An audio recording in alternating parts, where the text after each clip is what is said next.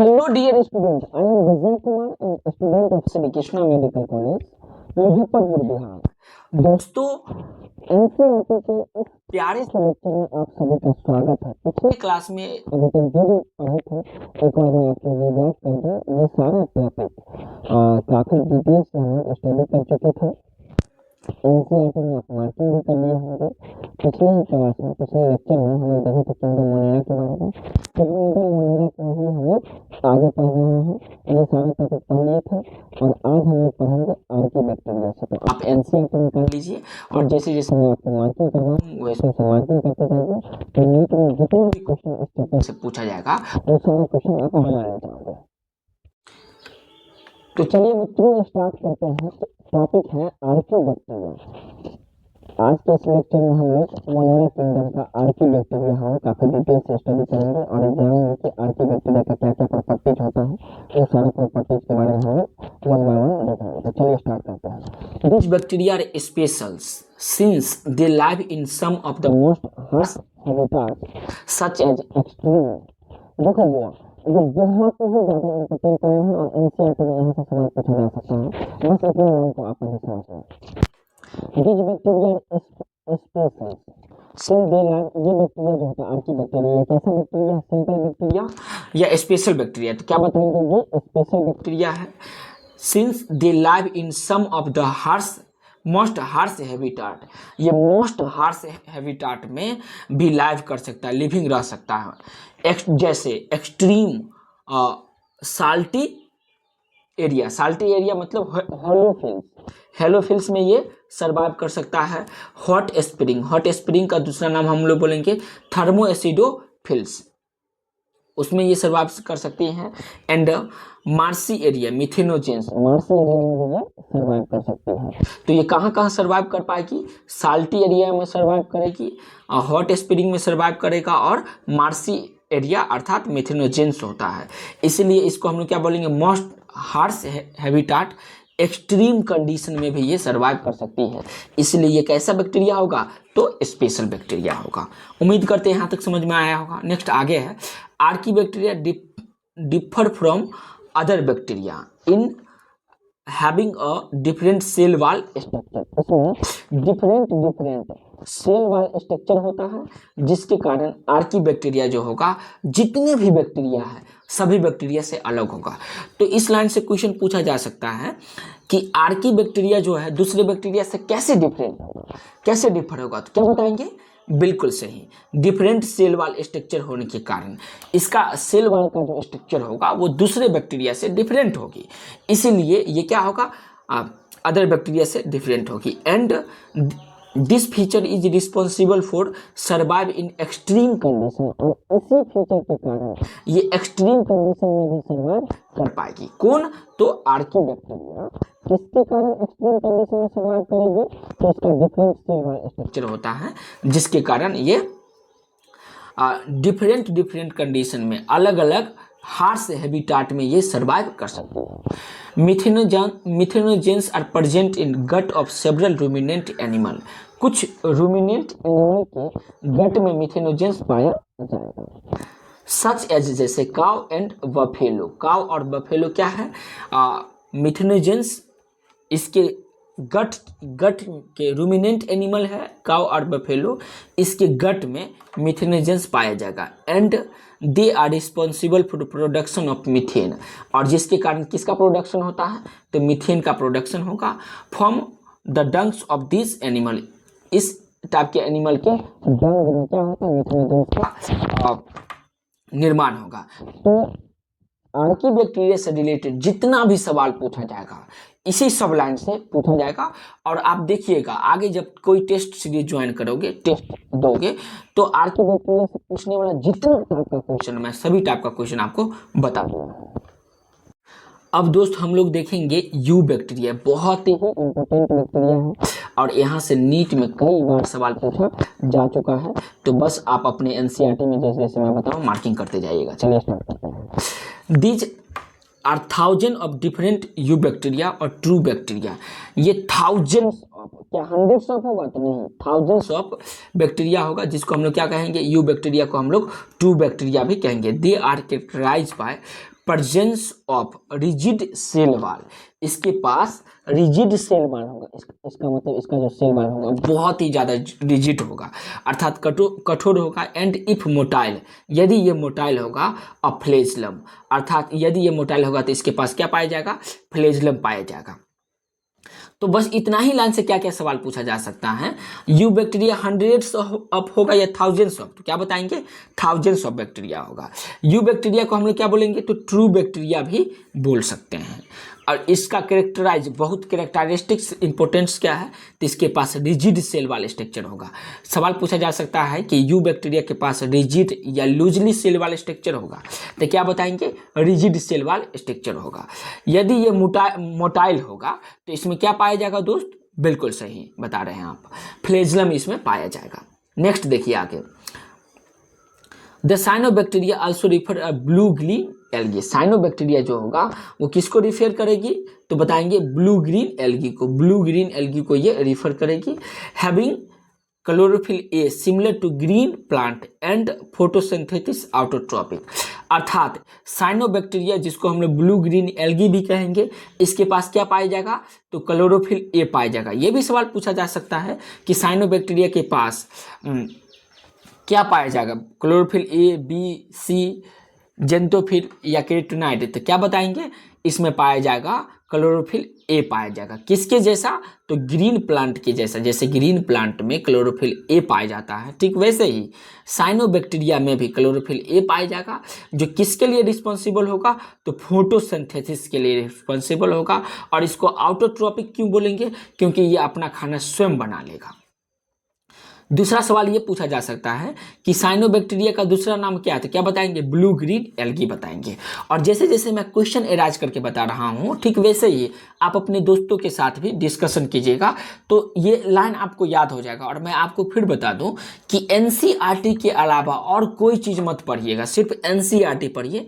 जैसे मैं बता रहा हूँ सिर्फ वैसे पढ़ते जाइए, तो नीट में बायोलॉजी के पेपर में 360 में से 360 मार्क प्राप्त करेंगे। क्योंकि देखिए दोस्त, एनसीईआरटी में इतना ज़्यादा लाइन है और इतना ज़्यादा डाइवर्सिटी है कि उसी सब लाइन से डायरेक्ट क्वेश्चन पूछा जाएगा।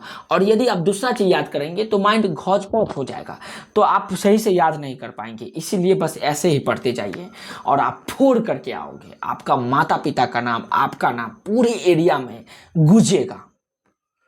चलिए तो आगे देखते हैं। मैं आपको फिगर में भी बता दूंगा कुछ देर के बाद। दिस साइनोबैक्टीरिया आर यूनिसेलुलर, ये साइनोबैक्टीरिया कैसा होगा, यूनिसेलुलर होगा, कॉलोनियल और फिलामेंटियस होगा। ये कैसा होगा साइनोबैक्टीरिया, तो बोलेंगे यूनिसेलुलर। सवाल यहाँ से भी पूछा जा सकता है कि साइनोबैक्टीरिया कैसा होगा, तो क्या बताएंगे, यूनिसेलुलर या मल्टीसेलुलर, तो बोलेंगे यूनिसेलुलर। ये कॉलोनियल होगा और फिलामेंटियस होगा। फ्रेश वाटर में पाया जाएगा, और या मैरीन वाटर और टेरेस्ट्रियल एल्गी में भी ये पाया जाएगा। ये साइनोबैक्टीरिया का प्रॉपर्टीज देखिए। द साइनोबैक्टीरिया आर यूनिसेलुलर होगा, कैसा होगा, फिर कॉलोनियल भी हो सकती है, फिलामेंटियस भी हो सकती है। ये फ्रेश वाटर में भी पाया जाएगा, ये मैरीन वाटर में भी, और टेरेस्ट्रियल एल्गी भी ये हो सकता है।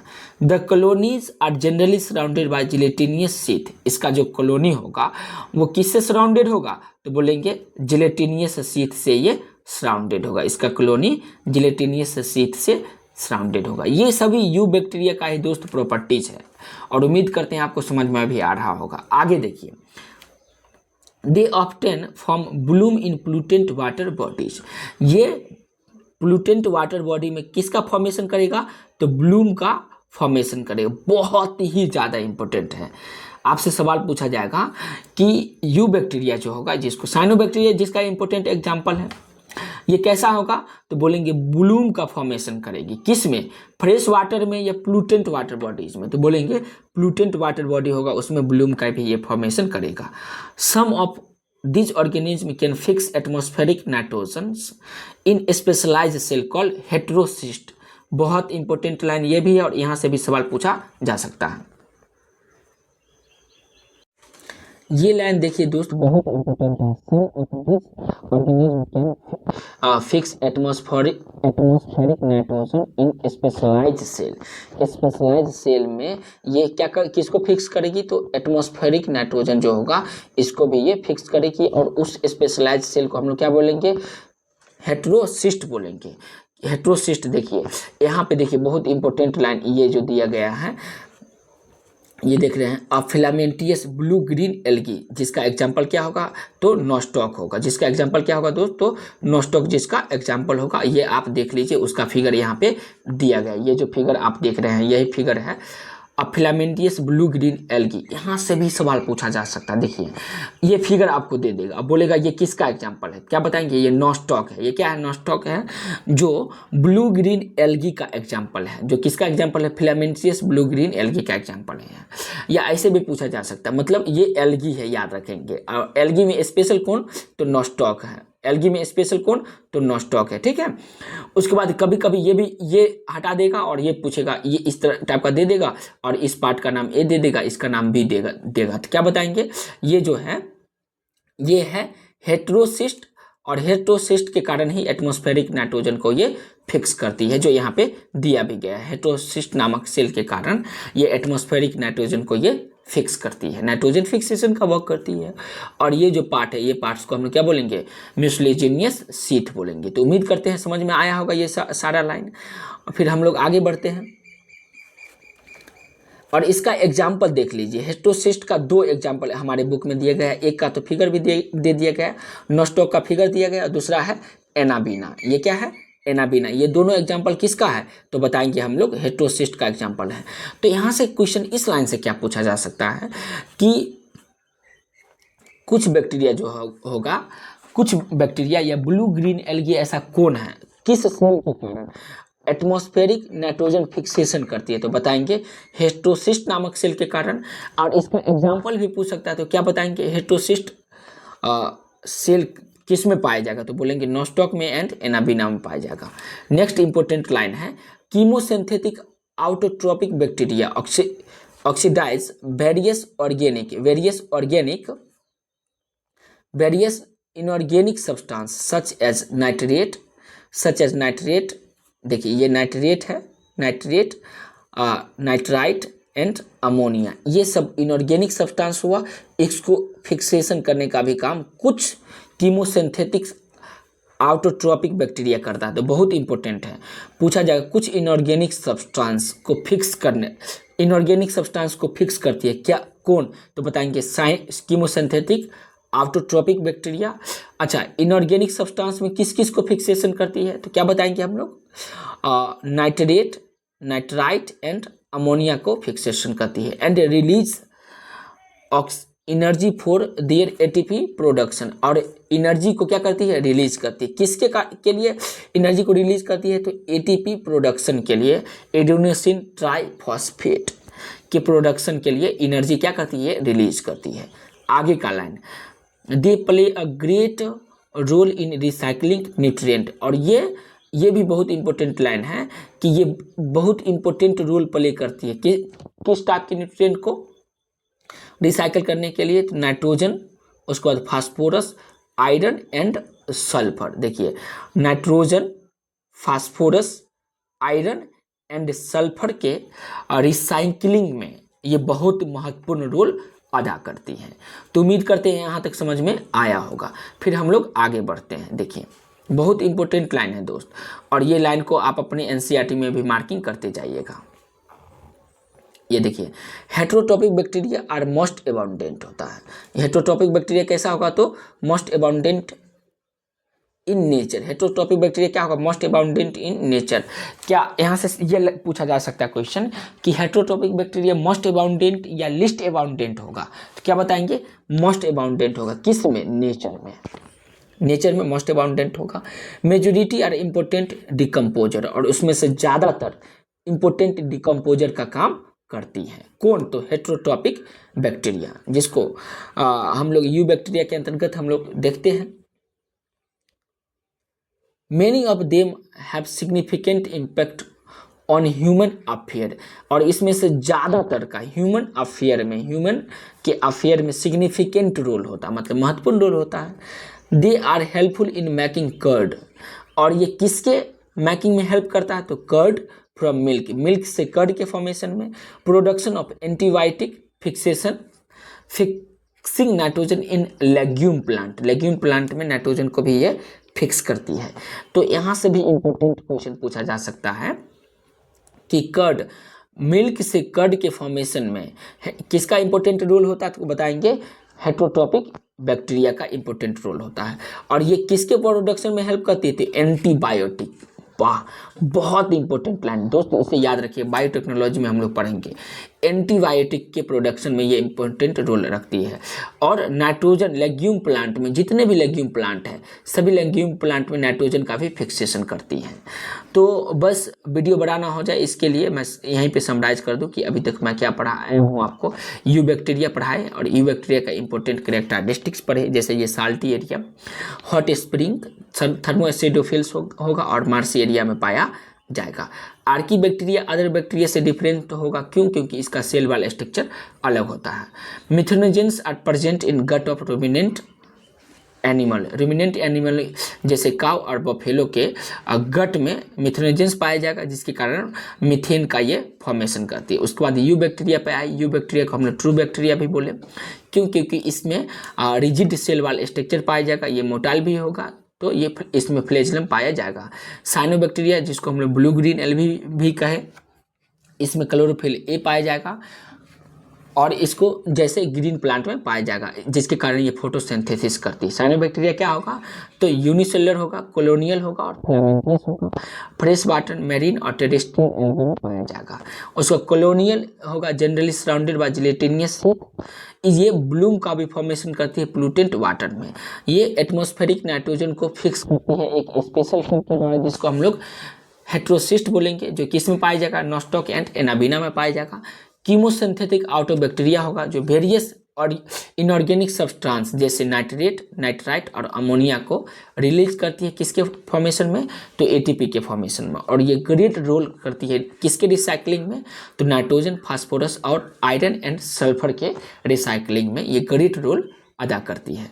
उसके बाद हेट्रोट्रॉपिक बैक्टीरिया, ये मोस्ट अबाउंडेंट होगा नेचर में और ये मुख्यतः डिकम्पोजर का काम करती है। इसका सिग्निफिकेंट रोल है ह्यूमन अफेयर में। ये किस किस का फॉर्मेशन में हेल्प करती है, तो मिल्क से कर्ड के फॉर्मेशन में हेल्प करेगी, एंटीबायोटिक का प्रोडक्शन भी करवाएगी और लेग्यूम प्लांट में नाइट्रोजन का फिक्सेशन भी करवाएगी। तो उम्मीद करते हैं यहाँ तक समझ में आया होगा। फिर भी कोई प्रॉब्लम हो तो कमेंट बॉक्स में बताइएगा। वीडियो अच्छा लगा तो लाइक कीजिए और चैनल को सब्सक्राइब कीजिए, ताकि इसी तरह का पूरा सिलेबस में एनसीईआरटी का जितना भी सिलेबस है पूरा मैं फ्री में, जितने भी भारत के गरीब बच्चे हैं जो बड़े बड़े शहर जैसे कोटा, पटना, दिल्ली, मुंबई अपनी गरीबी के कारण नहीं पढ़ पाता है, वहाँ जाकर के उन बच्चों के लिए मैं फ्री में यूट्यूब पे पूरा सिलेबस पढ़ाऊंगा। तो धन्यवाद दोस्तों।